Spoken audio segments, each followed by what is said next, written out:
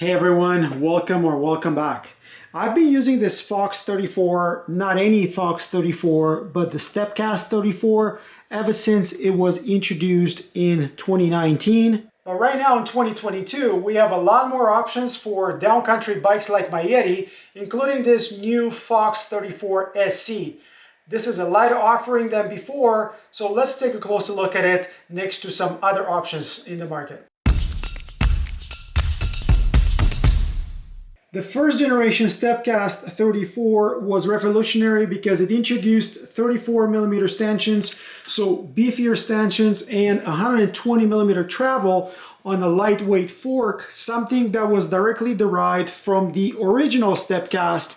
That was the 32mm Stepcast, intensively used in UCI racing because of its lightweight. This is a 100mm, 32mm stanchion, and those that rode it know that it was quite noodly, not as stiff. In comparison, the new Stepcast, it's an evolution, it reduces weight, and is supposed to be as stiff as the old design. And I'm lucky to have access to this RockShox SID Ultimate, the direct competition of the new Stepcast, so I'm gonna look at them design-wise, side by side. And one of the things that is not mentioned as part of the changes is the different color of the Kashima coating. You see here the glossy paint, which is welcome. It looks a bit more premium. And major changes are on this new fork in the lowers. Pretty much the lowers have been redesigned to shed weight. They used a lot of computer modeling, as they say, just to design this lower arch that is supposed to be pushed forward. I don't see that compared to the old fork. If anything, it sits a bit closer to the stanchions. However, the shape is definitely a bit more modeled. They say that it is like this, so it won't hit the frame in case you were turning your handlebars 180 degrees.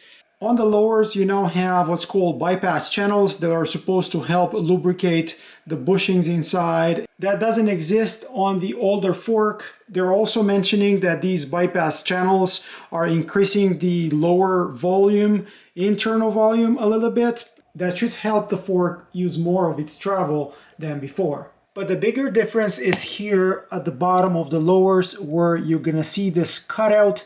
This is the original design of the Stepcast, the 32mm Stepcast, but this also means that the maximum disc or rotor that you can install over here is 180. The Stepcast on the old fork was here on the outside of the leg, and also you didn't have a limitation for the maximum rotor size. Like in the past, post caliper mounts, 160mm disc at the minimal, and you would need a spacer here for the 180 disc. Moving the Stepcast to the inside was needed because the lowers are now closer together compared to the old fork, but still allow for a 2.4 tire in here. You see this is a 235. There's plenty of room around the tire. You can probably even squeeze in a 2.5. How close together are the legs right now? I'm looking at 8 centimeters here in between, as opposed to 10 centimeters on the old fork. And that is pretty obvious when you see the two forks from the top. SID Ultimate has 9.5 centimeters between the legs, and it uses a more traditional design compared to the other two FORKS forks. The SID also has redesigned lowers, nicely sculpted, new arch to save weight, but it has a 180mm disc post mount. It would work just fine with a 2.6 tire if you're interested in that. And the RockShox mudguard available for the SID is much nicer than the Syncross available for the FORKS. Both of this connecting with screws here at the back of the arch. FORKS continues to use the Fit4 damper on these forks. It was used with the old 32 SC. It was used with the first generation 34 SC, and is also used in this 2022 fork. Open position with a fine-tuned adjustment here in the middle, pedaling, and lockout. I'm convinced that the damper in the new fork has been fine-tuned compared to what we had in the old one, but FORKS is not giving out much details about that. For the new generation SID, RockShox is giving us the Charger Race Day, a damper that's super light, but it only provides 2 adjustments, open and lockout. Both dampers are tuned more for cross-country racing, giving you a firmer ride, a higher in the travel type of ride. Both RockShox and FORKS provide us with a cheaper damper. For FORKS it's called Grip.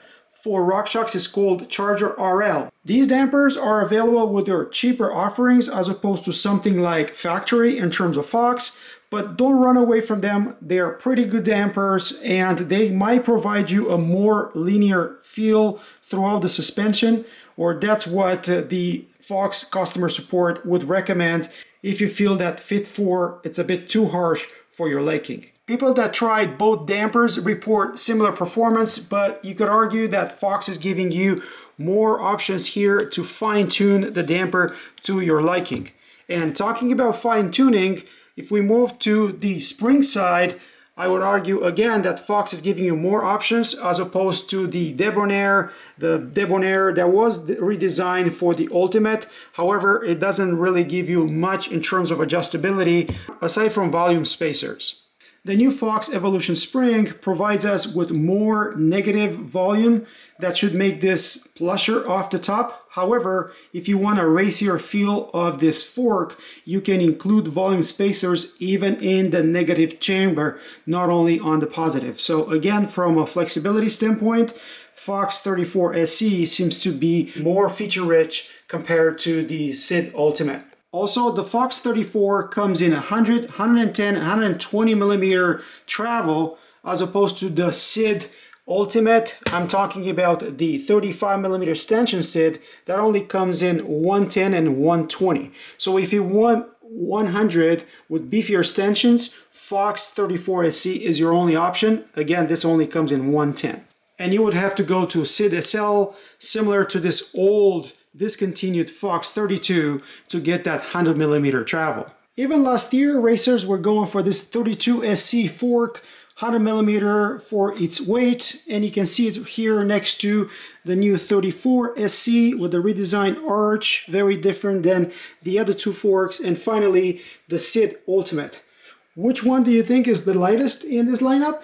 And if you said FORKS 32 SC, you were correct. 1,422 grams, 6-inch steer plus the through axle. Incredibly, the new FORKS 34 SC is 1503. This is a 120 millimeter fork, 34 millimeter stanchions, longer steer, and it has this crown race, which is about 15 grams. So I would say this FORKS 34, it's only about 65, 70 grams heavier than that. And I think I would pick the FORKS 34 any day. Compared to the old 34 SC, we have 1,649 grams, so 150 grams saved from the old generation SC34 to the new generation SC34, which is quite amazing. And in between the two step cast forks, we would have the SID Ultimate. You see it here, 1553, again with the axle and a similar length steer. So this is about 50 grams heavier than the new FORKS 34. With these two forks being the flagship offerings from RockShox and FORKS for the downcountry type of bikes, that is either cross-country racing or light trail bike configurations. So what do I think about the new 34 Stepcast? Well, while this is not as revolutionary as the first generation was, it is definitely a good competition for the SID Ultimate. I definitely appreciate the reduced weight that, as per FORKS, shouldn't compromise stiffness. And to be honest, I can't wait to ride this outside. What about you guys? Have you ever tried the new Stepcast, the FORKS 34? Let me know in the comments below. Hope you found this useful. And if you did, don't forget to like, subscribe, and comment. And until next time, hope to see you folks on the trails. Cheers, guys. Cheers.